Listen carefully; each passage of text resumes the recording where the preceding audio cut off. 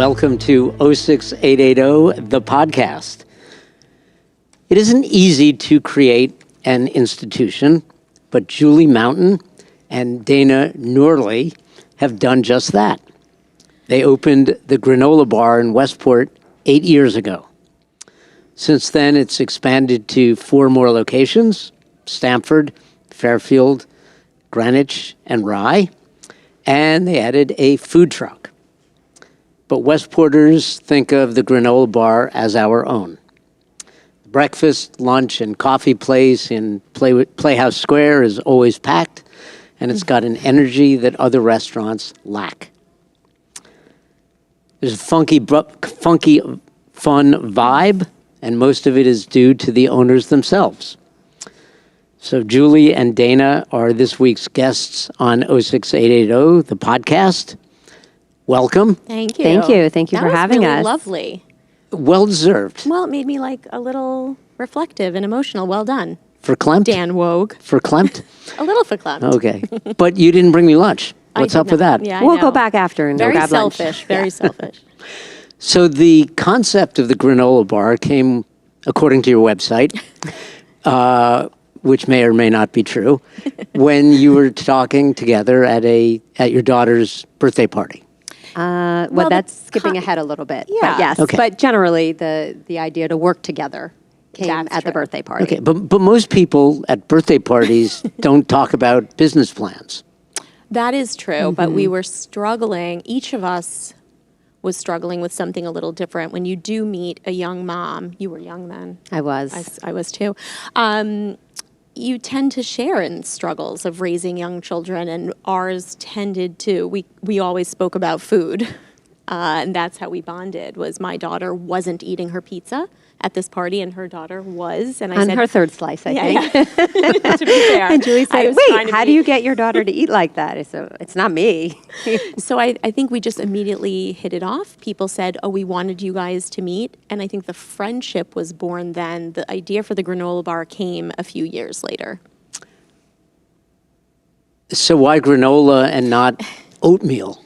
It's a great, I think coming from our backgrounds, we both saw, well, number one, I needed a hobby. I had been a working person my whole life since I was 17, and then I stopped working to be a stay-at-home mom. And about 2 years into that, I needed something else. That's when I met Dana, and I thought that we could make a delicious granola that was high-end and giftable.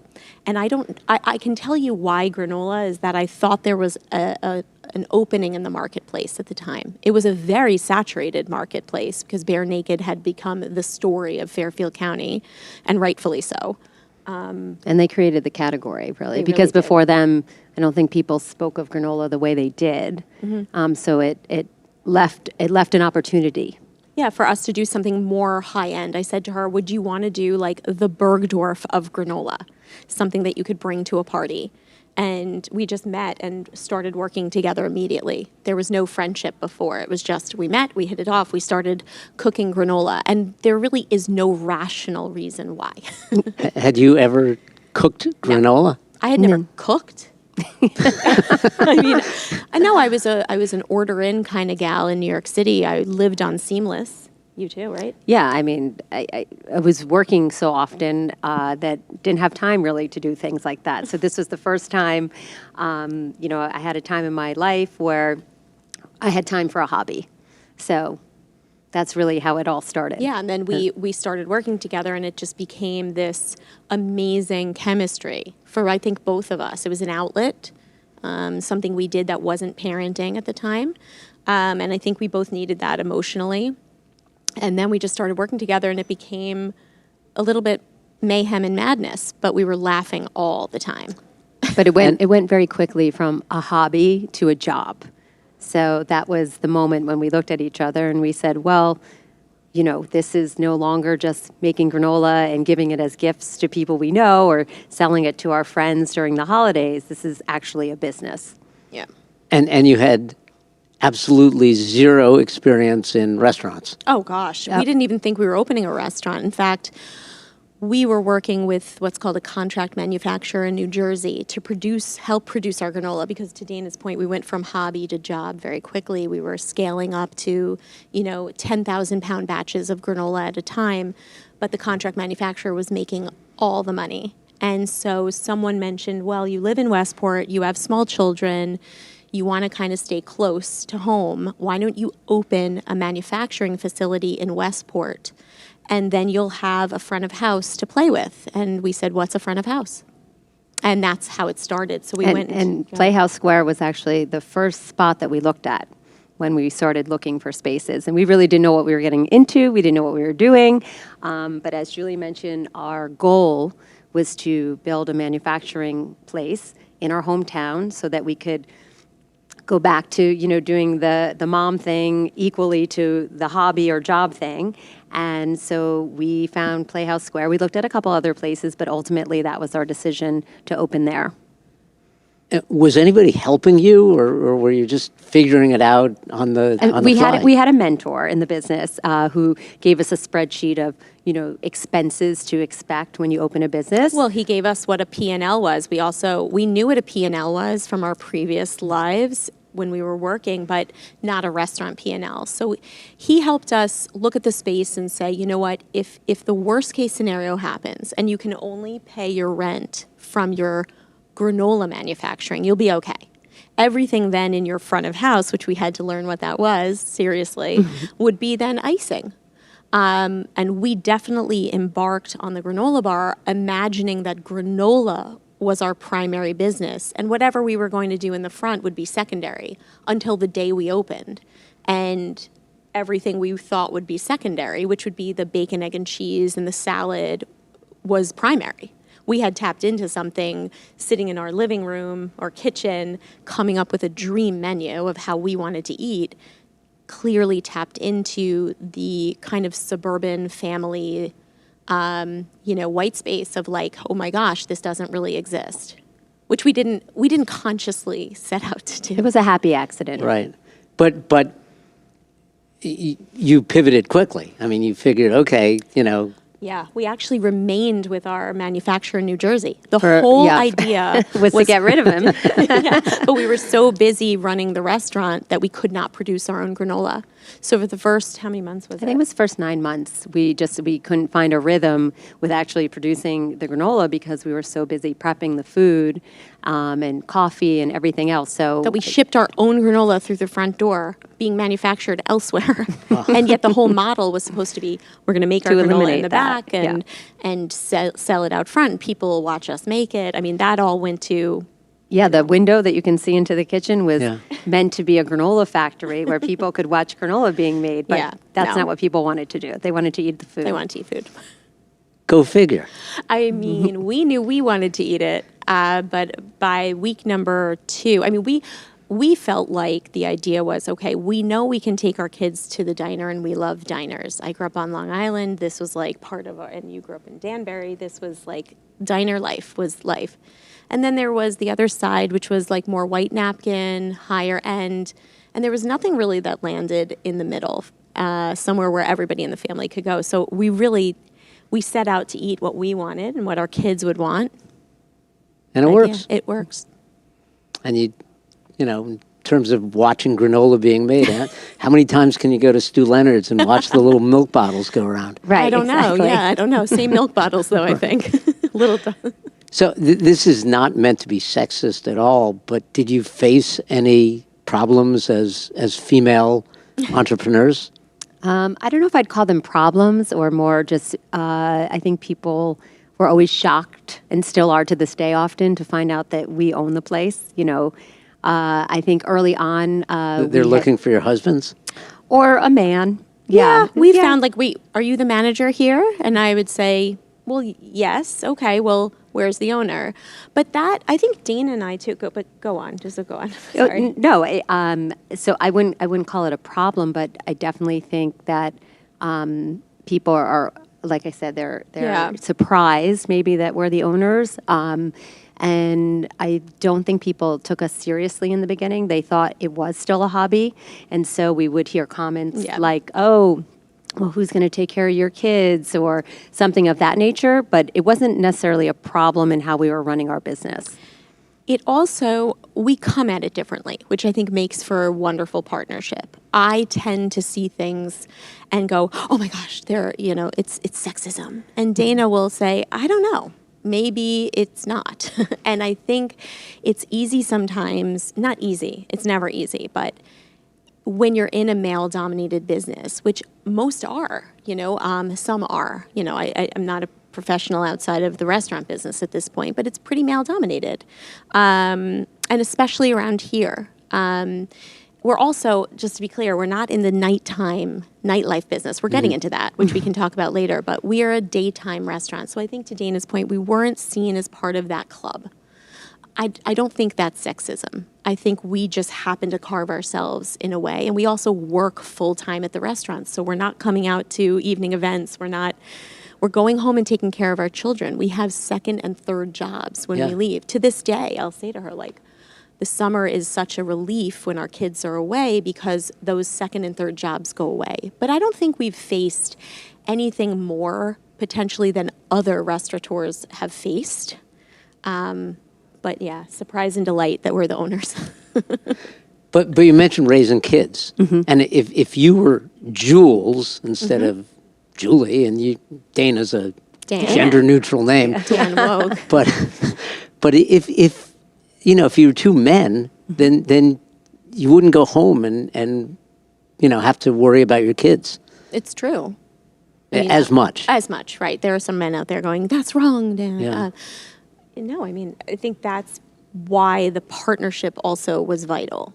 Right, because we understood one another and we understood, well, if she has to take her daughters to a doctor appointment or so on and so forth, or I have to go to a soccer game or whatever's going on, we're very understanding and that's a nice feeling. But I think we're just supportive people, so it's very natural. Also, people ask us, why aren't you open for dinner? And I would say that's the primary reason, is wanting to be present with our families. Yeah. You can't have all of it, right? And so if we had to pick, being a profitable, positive restaurant in our community and closing at 3 is a very conscious choice. People be like, why do you close at 3? Well, I want to go and pick my kids up from school or be with them. So yeah, we have faced things personally that are different as women, but I don't know that it's come externally so much.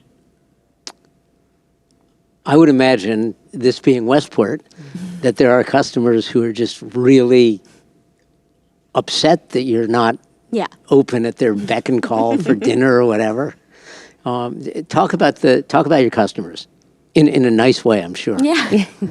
I think we have pretty great customers. Yeah. We have a lot of loyal regulars that come all the time, and I think it was most apparent when we had to close during COVID, the height of the pandemic, and we were shut we close 2 days a year. We close on Christmas and Thanksgiving, and so this was a big deal. We closed March 17th, and we didn't reopen again until May 1st in Westport. So it was a big deal, 6 weeks closed, and when we reopened, the homecoming, if you will, when that first day or that first weekend was so, it made me feel so good. It was like, we've missed you. You're part of our routine. You're part of our day, and we pride ourselves on that kind of hospitality that we offer. So it was just so loving to see that. But yeah, and I think the customers are why we opened, right? So we could have had a much easier life. But I think the Granola Bar was born at a time when I didn't want to be alone. Personally, I think neither of us felt a little isolated in our world. So the customer is everything. And so I think that relationship that we can have, the Westport customer has always been kind of extraordinary. We do have 4 other locations and they're all been amazing. But I think it starts with the hospitality you feel, the warmth you feel when you come in, that, okay, I can figure out what I'm going to order. I'm not going to be ridiculed for ordering the wrong coffee, although sometimes one of our baristas does that in Westport, but we love him. But no, the point is it's a circular, loving event, and Westport was so forgiving at first when we opened. It's not funny to walk into a restaurant that doesn't know how to be a restaurant. Yeah, it's they not were. cute. We had a lot of free passes when we first opened. Yeah. And some people we knew and some people we didn't know. So we're very appreciative of that. But I remember the first week or so we were open, we got our first negative Yelp review. Didn't even know what Yelp was really. And I remember that night I was like tossing and turning and I was so disturbed by it, but these are things that you become accustomed to. But Yeah. each store has its own personality. Like our Stanford location, it's very transient because we're next to the passport office, so it's a lot of people who are there for the day getting their passport and then they never come back again. So we don't have the same rapport with those people. There are regulars there as well. Or I remember when we opened in Greenwich, people said, "Oh, Greenwich is going to be so hard. The customer's so Opposite, demanding." yeah. And they're some of the loveliest people ever. And we have established a community there as well. So it just, you can't always go by what people tell you. You have to just establish, and our managers and our staff work really hard to connect with each and every person that comes in. Yeah. So 8 years in Westport. Mm-hmm. How has Westport changed Oh, wow. from your point of view behind the Granola Bar? Wow. There's a whole new crop of people right now that we're seeing, young families that have moved in. So that's kind of been a re-energizing in a way. And a lot more people working from home, Yeah. a lot less people commuting. So just different ebbs and flows of the day based upon that. Little less kind of, at one point, you'd walk in on a Thursday or Friday morning and it's all business meetings. Those are happening less and less. Yeah. And it's more people coming out to, maybe they've been at home with COVID and so they're coming to meet a friend to have a cup of coffee. So it's a little bit different than it used to be. Yeah, I also think the intensity of the customer, I feel like we've all become a little more chill in many ways, I find. We used to have a little more intensity with customer service and, maybe there was more intent. I've got to get here. I've got to get to the train. I think shifting to a to-go model has just changed people's behaviors. You're working more on an app these days. So the humanity, that touch, while it's maybe less for some people that want it, I think it's a more customizable experience now in Westport, right? If I want to talk to you, I'll come in and say hello. But if I really don't, I can kind of go through the granola bar process, get the same delicious food and coffee and what have you, but never speak to you.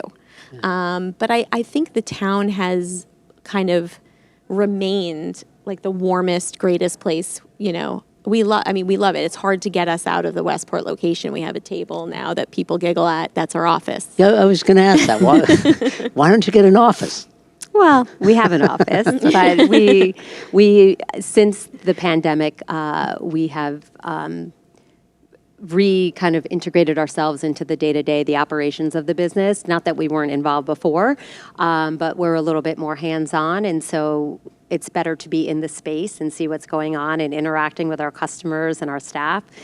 So it's just something that we choose to do. Yeah, I think having an office allows you to work on the business, but not in the business. Mm-hmm. And I think the longer we work on it, the more disconnected we get from it. So both of us find such energy in being in the space. We can also, who else is going to look at it the way we do? Yeah. Who else is going to see what we see? I mean, our managers are extraordinary and we love them. But having us there, should there be a rush, we get up and we go onto POS and help them out, much to their chagrin. But we still do it. So I love the way you laugh. I mean, you're a laugh riot. What are some of the stories that you laugh about now that you mentioned your mistakes before? Gosh. Well, we can't repeat many of them. Yeah. I mean, we were offered a reality show at one point, not so seriously. We were in the beginning stages, and I said to Dina, we'll actually be ruined from it because we actually can't say out loud most of the things that we think or happen. But we laugh all the time. I mean, laughing is similar to crying. It's an expression, right? So we're either laughing or crying, right, for the most part. But we laugh most of the time because, we have to get through it. The stories are endless, Dan. Give me one. Oh my gosh. I'll give you one story. Okay. There was an upset. I know I just said it's going against what I just said about the customers in Greenwich, but we had a customer who was upset about the way their egg on the avocado Yeah, toast was cooked. And it broke and it was running, and they took the avocado toast in the container and threw it at the wall and said, make me a new one. So there's stories like that. That's true. Which I always got a good chuckle out over the women Yeah, with their there's energy bites. Yeah, I mean, there's so and my many. energy bites aren't rolled tight enough, and then that leads you to funny stories in your head. There's there's mistakes in replying to all on emails instead of a direct reply.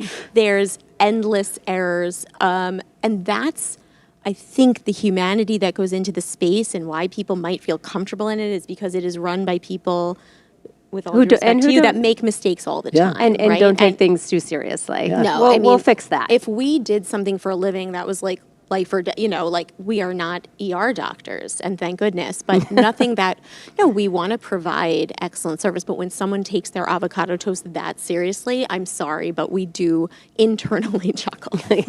Yeah, my avocado toast once was Here we go.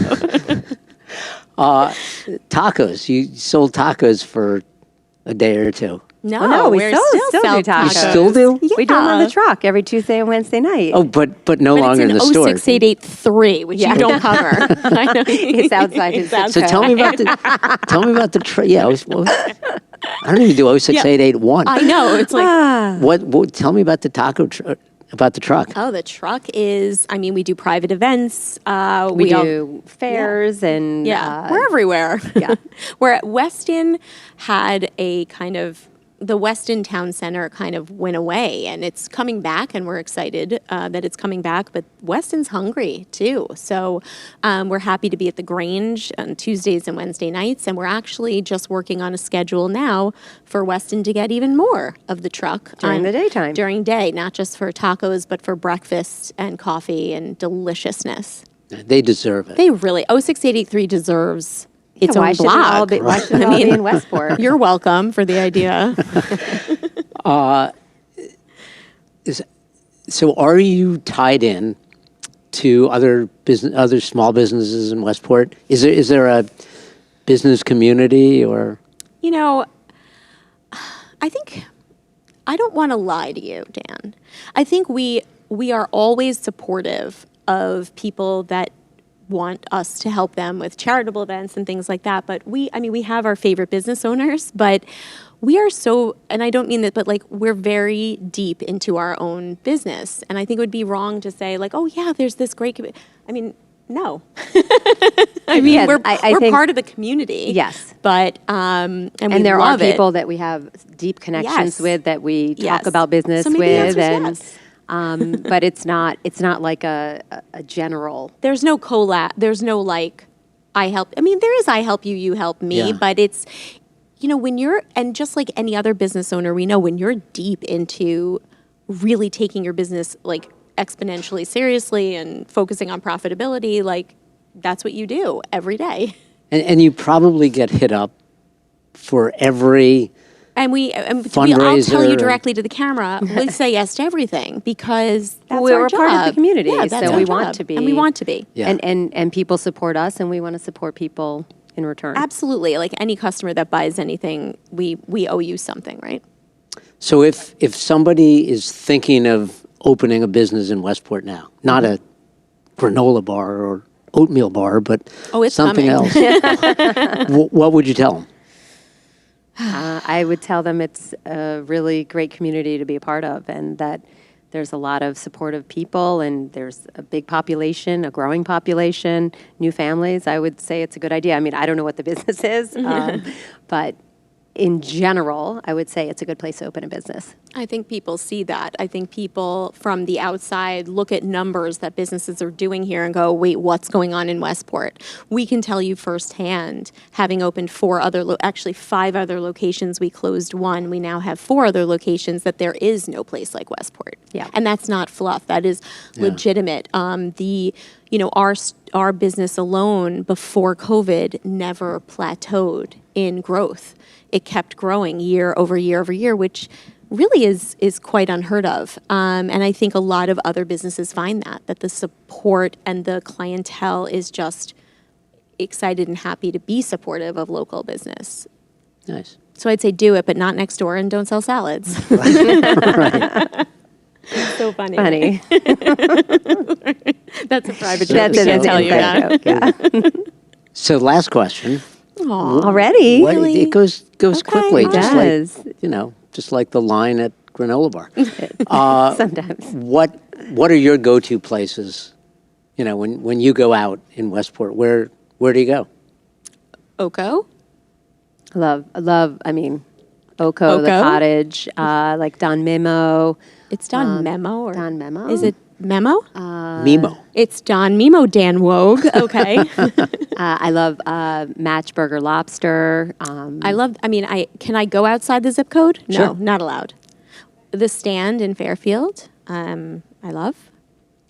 Yeah, that's those. Where else do Those we are the eat? main. Yeah. Great. Yeah. Yeah.